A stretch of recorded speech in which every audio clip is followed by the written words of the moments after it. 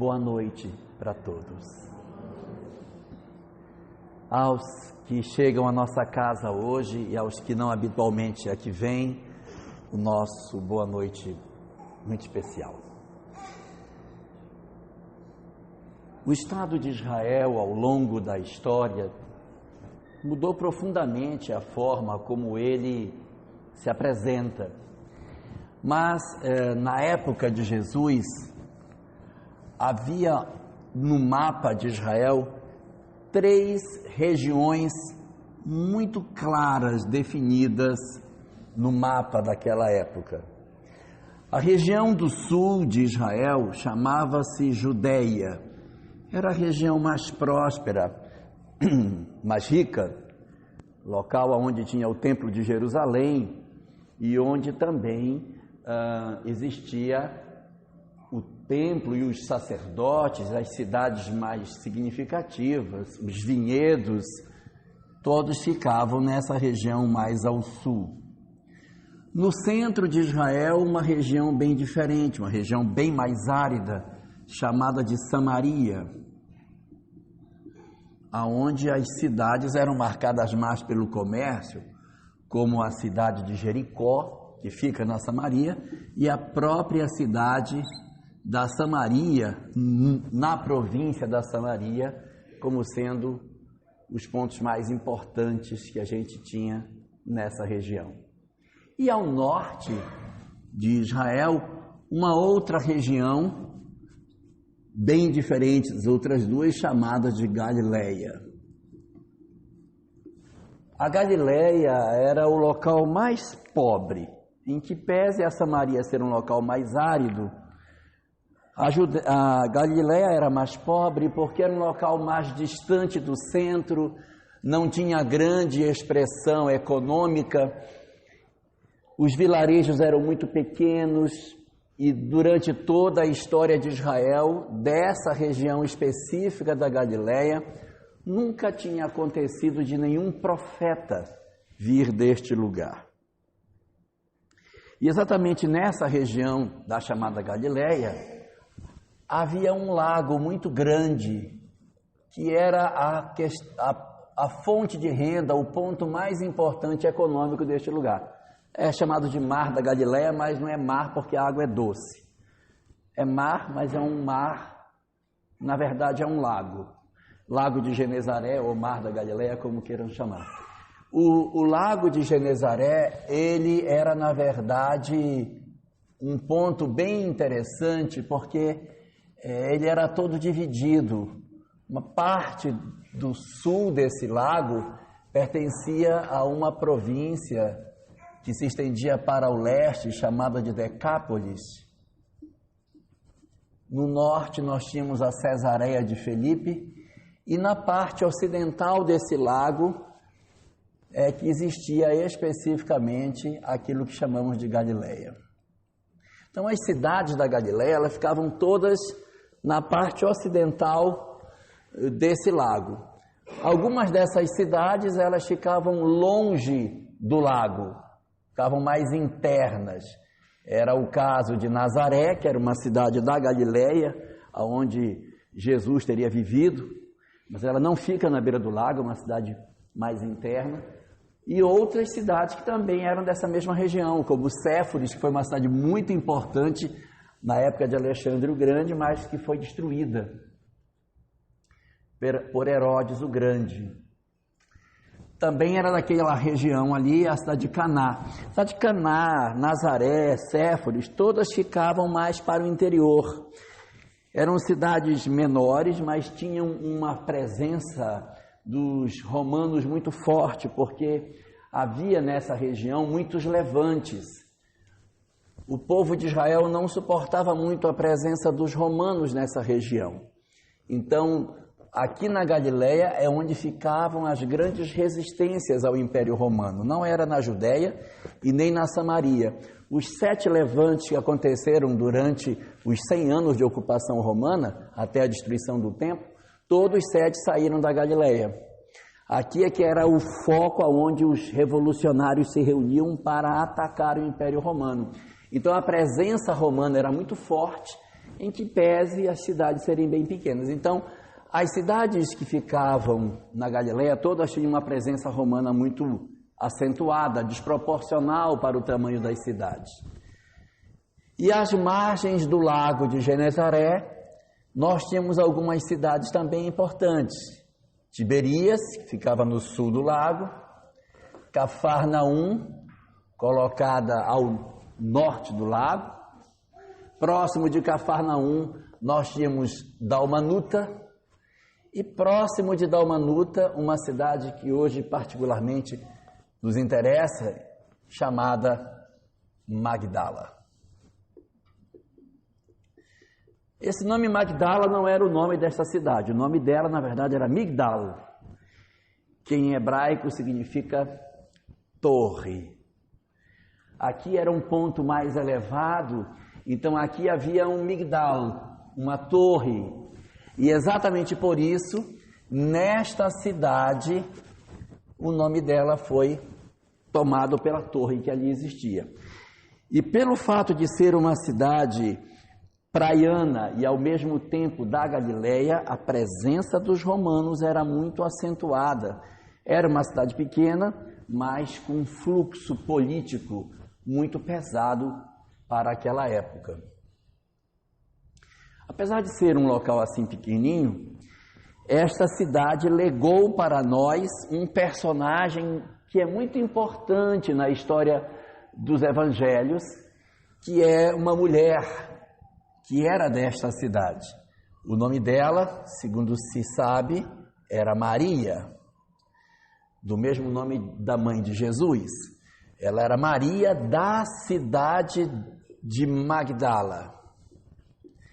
Esta Maria da cidade de Magdala, ela poderia ter sido chamada de Maria Magdalena, porque todas as pessoas que nasciam na cidade de Magdala eram magdalenos. Então, tinha os magdalenos e as magdalenas que nasciam na cidade de Magdala. Com o tempo, o nome dela acabou virando Maria Madalena, mas era Maria de Migdala. Essa mulher, ela passa para a história do cristianismo e existem muitas questões que se colocou sobre ela, sobre sua história, sobre sua vida. E, na verdade, o que se sabe de mais substancial sobre a história de Maria de Magdala está realmente citado nos próprios evangelhos.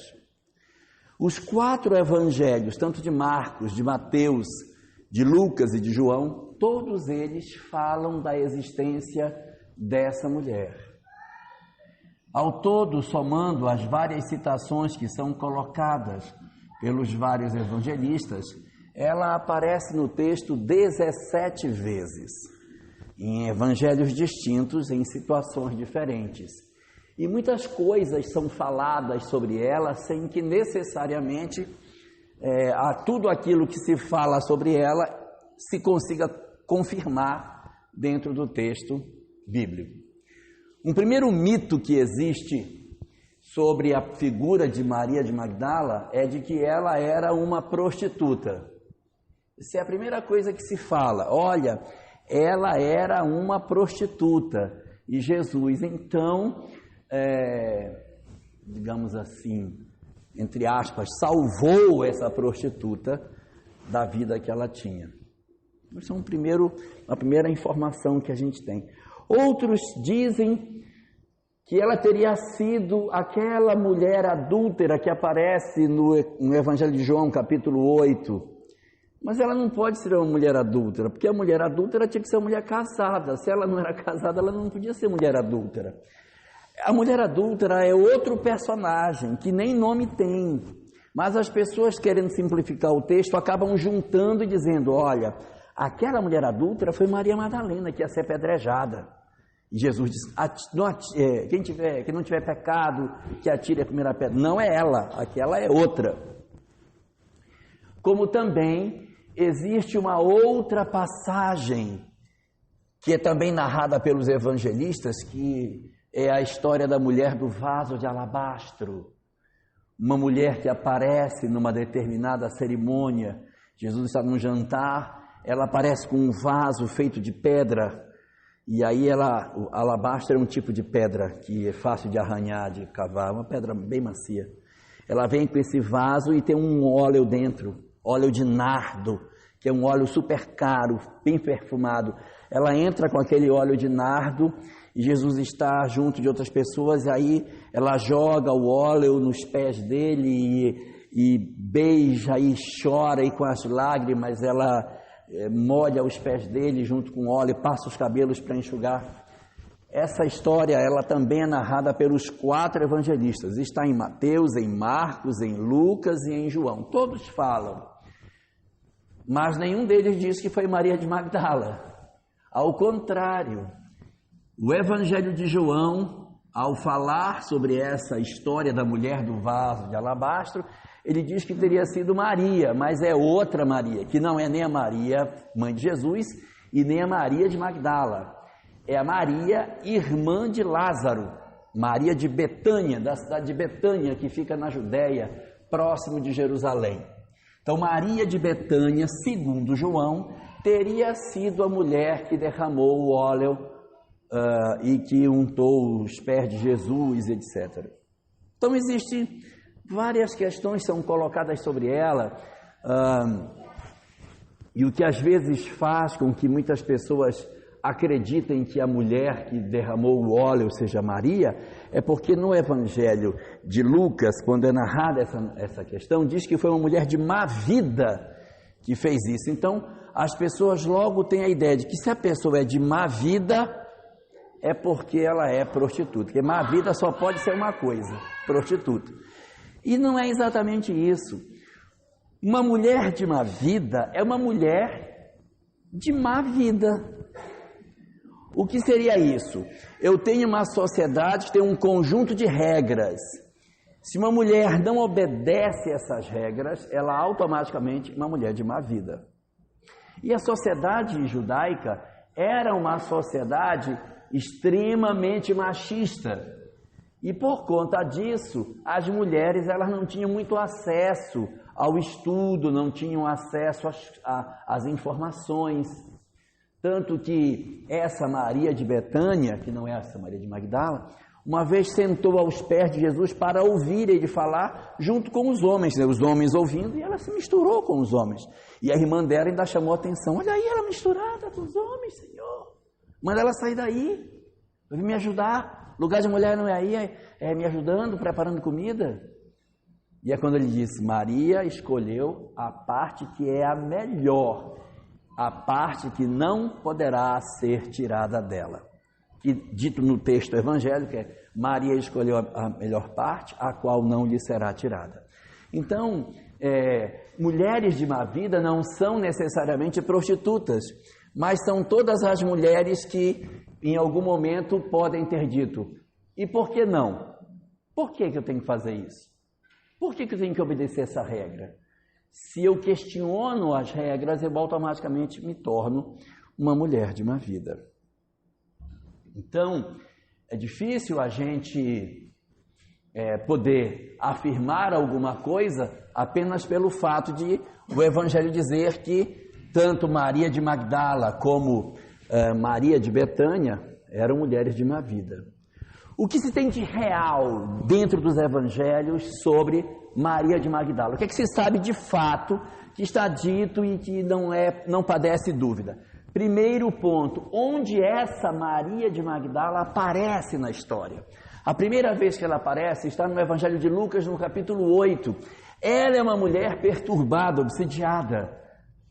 E aí ela aparece e Jesus, então, no dizer do texto bíblico, expulsa dela 7 demônios.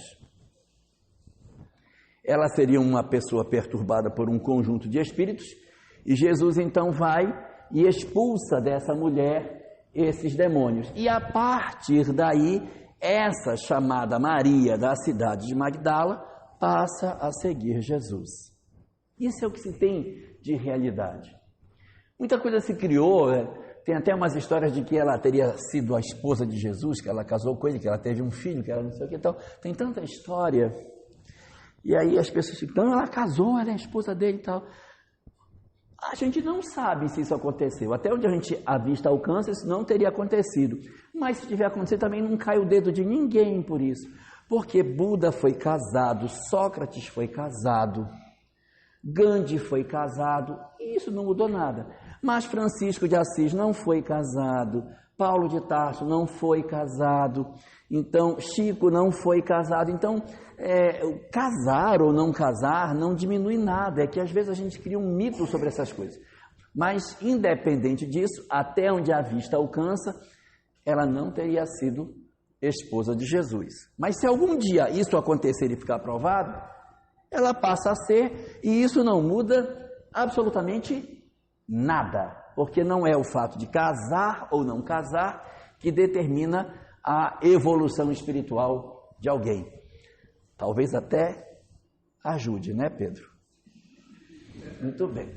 Então, Maria de Magdala é a mulher da qual Jesus expulsou os seus 7 demônios. E a partir daí, ela comparece em várias passagens do Evangelho como uma seguidora de Jesus. E ela vai ter uma importância muito grande a partir do momento em que Jesus é crucificado. Ela aparece como um personagem assim mais ou menos secundário nas passagens, e após a crucificação dele, Jesus então, segundo está dito nos evangelhos, teria sido levado para sepultamento num túmulo. Como ele foi sepultado numa sexta-feira, já era 3 horas da tarde, então ele ficou no túmulo, já ia dar 6 horas, e os judeus guardam o sábado. Eles guardaram o sábado e ficaram esperando que fosse o domingo pela manhã, para que ela fosse até o túmulo para passar óleos no morto, porque não deu tempo de fazer os preparativos para o sepultamento dele de maneira mais adequada. Então, os evangelistas todos, Mateus, Marcos, Lucas e João, contam essa história de que no domingo de manhã, mulheres foram ao túmulo para verificar Jesus que estava sepultado. Cada evangelista conta uma história diferente. Os personagens que vão para o túmulo são todos diferentes. Aqui vai A, B e C, aqui vai A, H e Z, aqui vai A, X e Z, e aqui vai A, H e J. Mas a letra A está em todos eles. O único personagem que vai em todos é Maria. Inclusive no Evangelho de João ela vai sozinha. Nos outros evangelhos ela vai sempre com mais alguém. Em todos os outros. E no específico Evangelho de João, ela vai só. Então a primeira coisa que a gente tem de relevante de Maria de Magdala dentro dessa história é que ela vai ao sepulcro. E ela é o primeiro personagem a atestar que Jesus havia ressuscitado. Que no dizer da doutrina espírita, teria reaparecido após a sua crucificação. Então é dela que vem a notícia, e aí ela vai para dizer aos discípulos que isso teria acontecido. Eles evidentemente não acreditam nela. Ela não era bem aceita no colégio apostólico, os discípulos não eram muito afetos a Maria.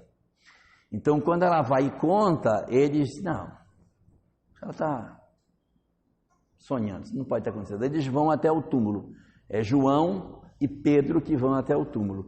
Quando chegam ao túmulo, João chega primeiro, que era mais novinho, Pedro era mais velho, vem depois. Aí João chega e os panos estão lá. Depois vem Pedro puxando do joelho, né? Chega depois e aí e vai encontrar os panos lá. Então ela é a primeira pessoa a trazer a notícia da imortalidade. E a partir daí, a imagem dela dentro do Evangelho também não se torna mais tão significativa. Ela não tem não há uma história que dá continuidade ao que teria acontecido com Maria. Então isso é o que a gente tem de informação dela dentro dos Evangelhos. Mas a doutrina espírita, através de suas obras, traz uma série de informações interessantes sobre ela, que enriquecem esse personagem e trazem detalhes bastante interessantes sobre sua vida e o que teria acontecido com Maria após o encontro dela com o Cristo.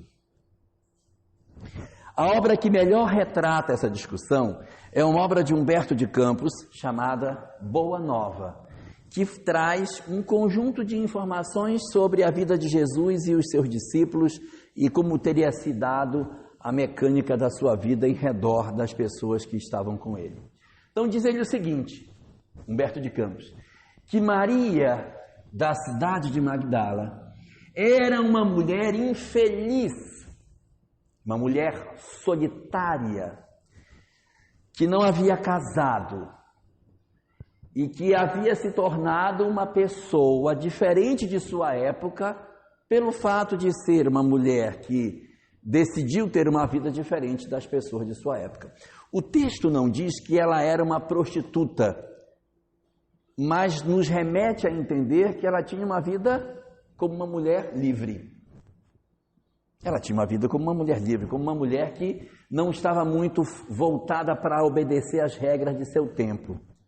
Ou seja, e por que não? Não é que ela fosse uma prostituta que ficava dentro de um prostíbulo e que tinha a vida dela segregada a esse tipo de situação, mas ela era uma mulher sozinha, sem ninguém, sem companheiros, sem filhos, sem família, infeliz, e que tinha relacionamentos com aqueles homens que por ali passavam. Quem eram os homens que viviam por ali? Os romanos, que rondavam a Galileia pelo fato de ser ali o ponto central dos levantes.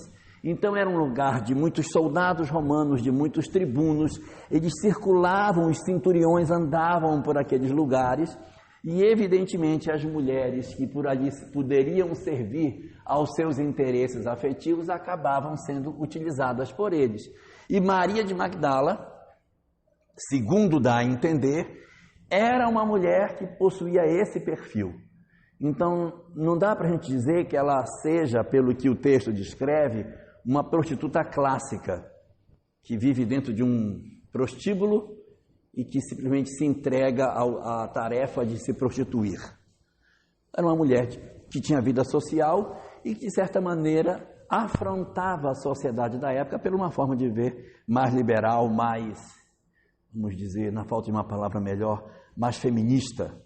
Defendia seus interesses, colocava suas posições, não se submetia ao modelo machista da época. E aí ela tem a notícia por uma escrava de que naquela região onde ela estava havia chegado um homem que trazia uma mensagem diferente. E ela, através de outras pessoas, já tinha tido notícias desse homem que pregava uma mensagem diferente, uma mensagem de amor, e ela começa a ficar inclinada a ir ao encontro dele, mas ela tem receio. Por quê? Porque ela achava que, por ele ser um pregador religioso, ele iria rejeitar uma mulher que tinha uma vida como ela tinha, que era uma vida fora das regras. Ela não era uma mulher que seguia as regras do judaísmo, então ela disse, não vai me aceitar. E a grande surpresa dela é que ela, indo ao encontro dele e fica olhando ele de longe, ele pregando, então ela vai se aproximando devagar, e quando ela chega num certo ponto para falar com ele, ele a chama pelo nome e pede para que ela se aproxime. E eles começam a conversar.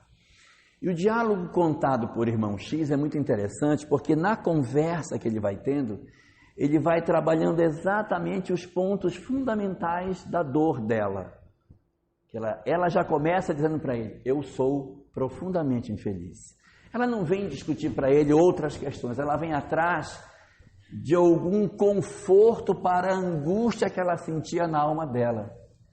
E ele não a rechaça, e ao contrário, quando ela começa a conversar, ele vai falando sobre a questão da nossa angústia, das nossas dificuldades, que isso faz parte da carência de amor que todos nós temos, e que quando nós não amamos de maneira pura, automaticamente nos tornamos infelizes. E aí ele vai conduzindo a conversa para discutir com ela, ela falando de que ela era infeliz e ele falando da necessidade do amor. Então o diálogo é mais ou menos assim.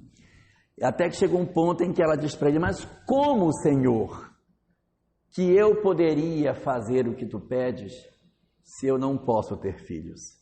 Se eu sou uma mulher estéril, como que eu poderia dar a alguém a felicidade ou ter um marido? Quem vai querer casar com uma mulher que não pode ter filhos?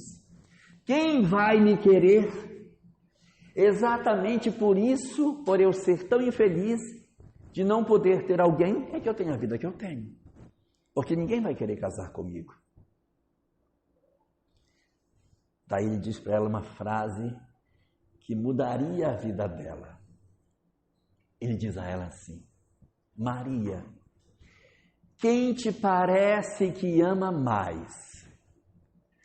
A mulher que é capaz de amar os filhos de seu próprio ventre, ou a mulher que é capaz de amar os filhos do ventre alheio? A frase dita assim, acaba não tendo força quase que nenhuma. Mas dito pela boca de Jesus deve ter sido uma coisa espetacular. Então, quando ele diz isso, é como se despertasse dentro dela uma visão que ela nunca tinha tido, de que ela poderia fazer e de como ela poderia ser útil. Então, o diálogo é basicamente esse. E ele mostra para ela uma casa em ruínas e a era subiu pela casa e floria e diz: olha, Maria, mesmo a casa em ruínas, a natureza cobre de luz, cobre de vida, e há flores sobre a ruína. Então constrói vida em cima da história que tu já tens. Pensa, refaz a tua vida. E quando ela sai dali, ela sai com uma visão diferente. Só que os discípulos, no dizer de Humberto de Campos, não lhe são muito afetos, não acolhem Maria, e ela se sente muito desconfortável, mas ela continua seguindo, apesar dos discípulos não quererem muita proximidade pelo fato da história de vida que ela possui. Então ela acompanha o Cristo nesses últimos dias, acompanha a crucificação, é quem vai até o sepulcro, é quem conversa com ele ressuscitado, quem traz a notícia. E depois que o Cristo havia sido crucificado, ela não encontra muito espaço entre os discípulos. E aí ela volta para a cidade de Magdala.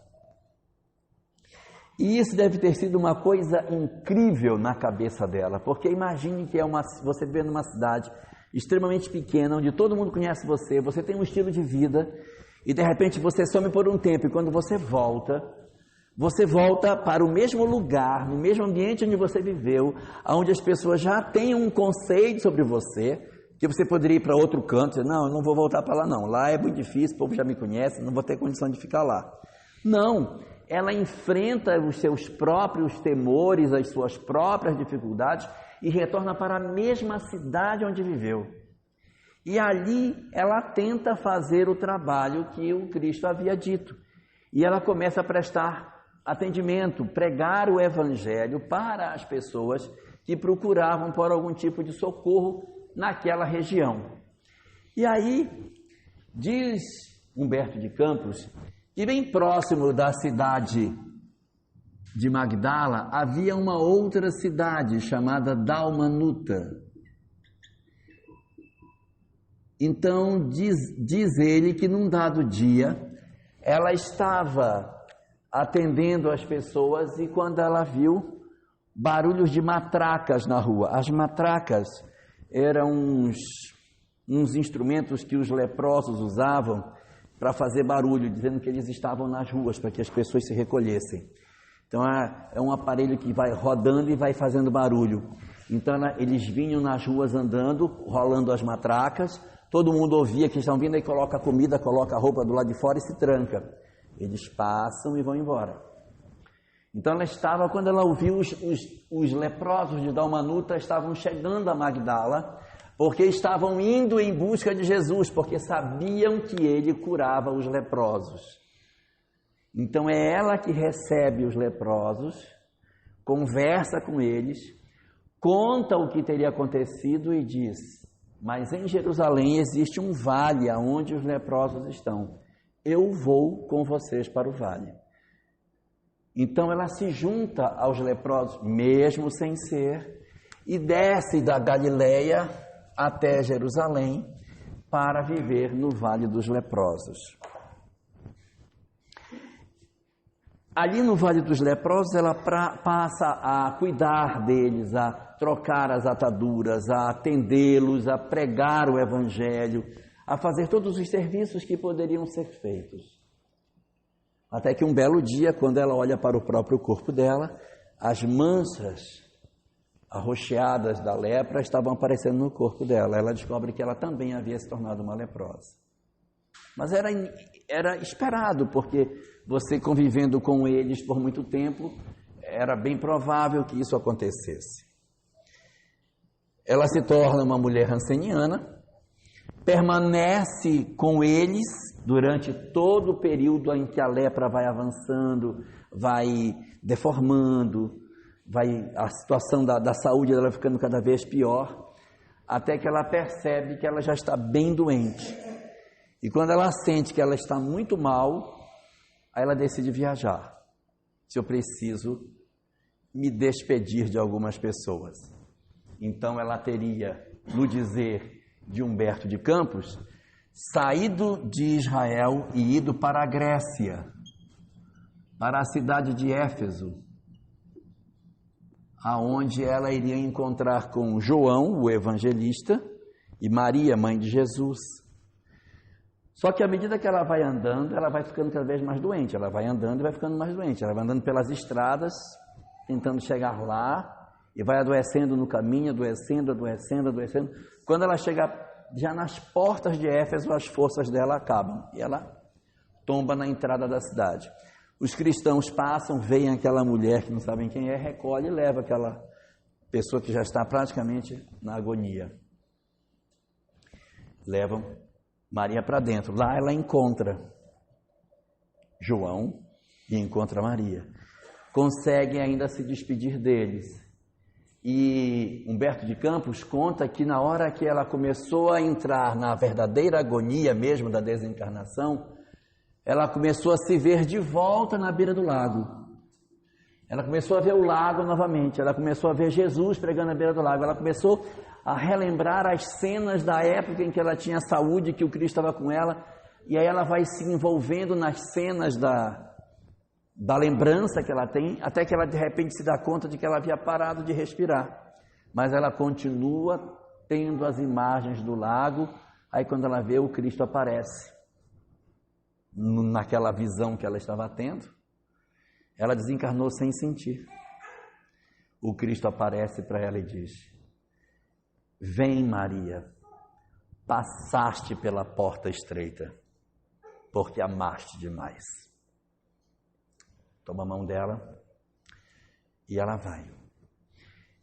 Ela acaba sendo um grande exemplo para a gente, e a gente, quando observa as obras espíritas, tem essa leitura, não pelo fato de nós querermos enxergar nela uma pessoa que era prostituta e que simplesmente se transformou.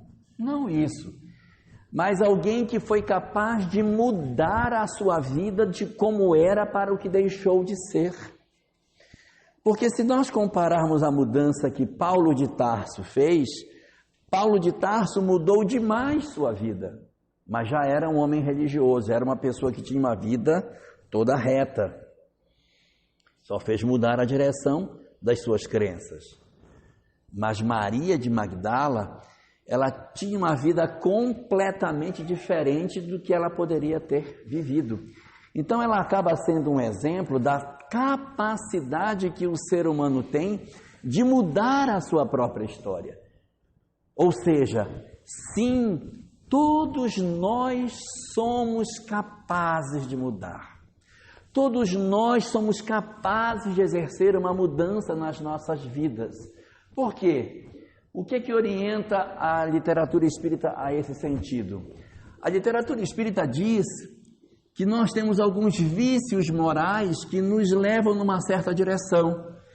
E a existência humana ela é exatamente a tentativa de corrigir essas nossas imperfeições e nos levar a ser melhores do que nós éramos. Então, o esforço das nossas encarnações é tentar retirar de nós as imperfeições que a gente tem, como se nós fôssemos uma madeira que está torta e que ela precisa ser desempenada. O objetivo da existência é desempenar as nossas almas. E o que é o grande mérito de Maria é a capacidade de mudança que ela fez, significando para nós que nós somos sim capazes de empreender a mudança que a gente pode fazer nas nossas vidas. Às vezes nós nos conformamos muito e dizendo assim, mas mudar vai ser muito difícil, eu já sou assim há tanto tempo, já passei dos 40, meu tempo de mudar já foi. E se for assim, então é melhor desencarnar, porque se a gente não mudar mais, não tem por que ficar aqui, está na hora da gente... Então a gente tem que aproveitar o restinho do tacho que ainda falta, o Pedro, por exemplo, faltando bem pouquinho, então a gente tem que aproveitar rapidinho do tacho que tem para mudar, ou seja, a gente tem que aproveitar as oportunidades, porque se nós estamos encarnados, é porque nós ainda temos condição de mudar as nossas vidas, nós ainda temos condição de nos transformar, e a gente tem que se transformar, não é por um sentido religioso, mas é por um sentido da necessidade espiritual que a gente tem. Ninguém consegue ser feliz com ódio, com mágoa, com desamor, com peso no coração. A gente precisa resolver as nossas questões. Então, diz o Espiritismo que existe um conjunto de espíritos que sustenta a nossa existência e que apoia o nosso processo de mudança. A nossa reencarnação, ela não é feita apenas para a gente vir, mas para que a gente mude os nossos pensamentos, as nossas condutas. Maria, conforme diz Jesus, segundo Humberto de Campos, passou pela porta estreita porque amou muito. Às vezes o que falta para nós é exatamente esse exercício do amar muito. A gente talvez esteja amando pouco, dando pouco de nós. A gente poderia dar mais de nós em relação a todas as coisas, em relação aos que convivem conosco, em relação a nós mesmos. Por quê? Porque às vezes a gente acha que as nossas dificuldades, elas são dificuldades intransponíveis. Por quê? Porque nós temos problemas físicos que nos impedem de que a gente se transforme, que a gente mude. Não tem condição, a minha saúde já não dá. Mas não é uma questão física. O problema não é físico, é dentro. Aí tu diz assim, eu sou muito infeliz porque eu não tenho quem me ame, eu queria tanto ter uma pessoa que me amasse. A minha vida afetiva é horrível. Se eu tivesse uma pessoa que me amasse, eu nem precisava ser saudável, podia ser até doente, mas se tivesse quem me gostasse, estava bom. Mas às vezes a gente, além de não ter aquela saúde maravilhosa, também não tem uma pessoa. Ou às vezes a gente tem um corpo saudável, tem uma pessoa que nos ama, mas a gente diz, mas o meu problema não é a pessoa, é na sociedade como um todo. Eu não consigo, minha família, o lugar que eu vivo, a cidade que eu vivo, o ambiente que eu moro, meu trabalho, eu não aguento gente, eu não suporto pessoas, eu tenho raiva de todo mundo. Eu queria não viver com ninguém, queria estar... Então, assim, a minha realidade social é que me incomoda. Eu não queria pegar a 4 de janeiro todo dia de manhã para ir trabalhar, ficar naquela fila, me empurrando, sai! Né? É muito ruim ouvir aquilo assim. Passinho à frente aí, por favor. Vamos passinho à frente aí, para dar mais gente no ônibus. É chato realmente ouvir. Então, às vezes a gente acha que o problema é social. E tem vezes que a gente acha que o problema é econômico. Se eu tivesse uma condição econômica boa, nem precisava ter ninguém junto de mim, nem precisava ter ninguém que me amasse, podia ser até doente, só queria que a minha conta tivesse melhor. Mas esses problemas, todos nós temos. Tem uns que têm problema na área física, tem outros que é na área afetiva, tem outros que é na área social, outros são na área econômica, tem uns que é em todos, mas cada um de nós tem problema numa parte. O objetivo pelo qual nós nascemos foi para isso, foi para corrigir alguma coisa. Ou é na área afetiva, ou a gente aceitar o corpo que tem, que esse corpo tem a ver com a nossa história. Então, é a gente entender que tudo isso, na verdade, é uma fase, né? Isso é uma fase e que isso vai passar. E a gente às vezes fica se agarrando, ai meu Deus, minha vida vai passar. Se nós não soubermos aproveitar, repete. Não estou desejando mal a ninguém, mas se não aproveitar, repete. Então, se você quer uma mudança, você não pode continuar a vida do mesmo jeito que sempre foi. Que esse problema da chamada síndrome de Gabriela é que desgraça a gente, né? Eu nasci assim, eu sou assim, e eu vou ser sempre assim. Quer dizer, a pessoa vai e não muda. Nós precisamos ter, por isso que Madalena é tão interessante, não é por ser prostituta ou não ser, não, é a deflexão na vida, é a mudança de rota, é a capacidade de dizer, eu decidi ser diferente, eu decidi por uma nova história para mim. Então, é aí que está a grande transformação que justifica o êxito espiritual dela. E quando se fala de êxito espiritual, não se está falando de que as pessoas que se saem bem economicamente são as pessoas que tiveram sucesso na vida. E às vezes a gente acha assim, fulano está ótimo, teve 5 filhos, todos doutores, cumpriu a encarnação, vá ver. De repente os filhos são doutores, mas é tudo torto. Tem um médico que tira os pontos se a pessoa não tem dinheiro para pagar. O outro é engenheiro e faz ponte com areia e a ponte cai. Ou mexe com coisa errada, né? Tem um psicólogo que está receitando suicídio para todo mundo. Está todo mundo formado. Tem um filho contador que faz o imposto de renda de todos eles. E tem um advogado. Esse eu não faço nem ideia do que ele possa estar fazendo. Mas aí você assim, olha, eu cumpri minha missão, porque todos os meus filhos formaram. Todos estão muito bem, olha, está todo mundo... Às vezes está muito bem economicamente, mas talvez não fosse isso o mais importante. Porque as verdadeiras mudanças não são as que acontecem do lado de fora, são as que vão acontecer do lado de dentro de cada um de nós. A grande pergunta é, o que foi que você mudou? Porque quando a gente desencarna, que volta ao mundo espiritual, eu não quero assustar ninguém com o que eu vou dizer, longe de mim assustar, mas caixão não tem gaveta. Não leva nada, vai ficar tudo. A gente não vai levar nada do que tem, vai ficar tudo aí.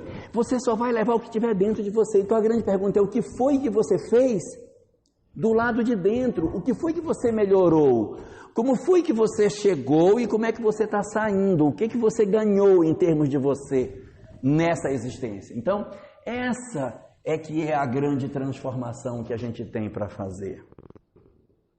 Existe uma obra de Vinícius, chamada Em Torno do Mestre, que traz uma série de mensagens. E numa delas, ele faz uma análise, comparando a ação de Jesus em relação a vários personagens. E vocês devem saber que Jesus, ao longo da sua vida, ele possui 3 histórias de ressurreição que ele realizou. 3. Uma é a ressurreição da filha de Jairo.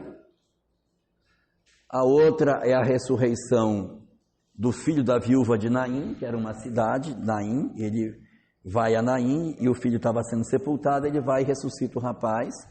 E a terceira é a ressurreição de Lázaro, aquela fantástica ressurreição, ele estava dentro da pedra Já tinha 4 dias, segundo está dito na narrativa dos evangelhos. Ele então chama Lázaro, Lázaro sai do sepulcro 4 dias depois e retorna à vida.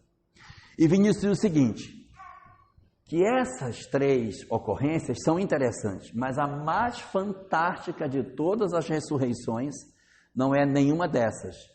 A ressurreição mais impressionante é a ressurreição de Madalena. Porque a ressurreição de Lázaro, que é tida como a mais incrível, ele ressuscita Lázaro, mas Lázaro depois volta para o sepulcro. O que ele ressuscitou, volta para o sepulcro. Mas a ressurreição que ele promove em Madalena liberta a alma para sempre. Então ele tira Madalena da escuridão e leva Madalena para a luz, e nunca mais Madalena volta para o lugar onde esteve. Então Jesus, na verdade, segundo a questão colocada por Vinícius, ele foi grande ressuscitando Lázaro, mas ele foi gigantesco, foi maior ainda ressuscitando Madalena. Então que nesses nossos momentos de reflexão da época do ano que a gente está vivendo, que a gente dê uma refletida sobre essa mudança de Madalena e nos tornemos capazes de fazer essa mudança de chave e de fazermos essas transformações e não deixarmos a vida passar por baixo da ponte, sem que a gente mude, sem que a gente aproveite e sem que a gente valorize principalmente os laços de família que a gente tem. Nenhum sucesso material na terra pode compensar a gente fragilizar as nossas relações familiares. Essa foi a missão maior que Deus nos deu. E essa é a tarefa que nos compete atuar. Não que a gente vá, com isso, exigir que obrigatoriamente todos nós tenhamos filhos que tenham êxito. A questão é o êxito nosso, de não desistirmos da tarefa de atuarmos como pais, como mães, como avós, como avós, naqueles que a vida nos confiou. Que a gente exerça o nosso papel, que a gente invista dentro disso, ainda que o outro não retorne nada, mas que a gente faça a nossa parte. O nosso objetivo é fazer. Nós estamos chamados para realizar isso, porque na reflexão que Emmanuel nos trata sobre esse assunto, nos diz que quando a gente educa o filho, a gente acha que está fazendo para educar o outro, mas é o exercício da paternidade, da maternidade, que vai lapidar, na verdade, a cada um de nós. Nós é que somos o espírito em processo de lapidação, não é o nosso filho. Quem está se lapidando somos nós, no exercício do amor, no exercício da renúncia. Então, que a gente não deixe essa oportunidade passar, que a gente transforme as nossas vidas. Não precisa a gente se entregar aos leprosos de Dalmanuta, mas que a gente se entregue àqueles que estão dentro de casa, bem pertinho, que Deus nos deu para que a gente exerça o nosso papel de transformação, como a vida nos pede que a gente faça. Que a gente pense sobre isso e aproveite a lição de Maria de Magdala. Obrigado.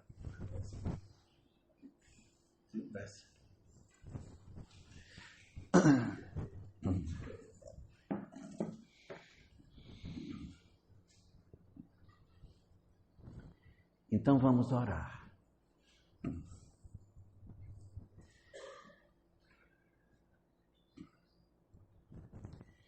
Divino Senhor das nossas vidas, comparecemos diante de Ti esta noite na busca do beijo sagrado da Tua misericórdia para a imensidão das nossas faltas e para a grandeza, Senhor, das lacunas morais que trazemos dentro de nós.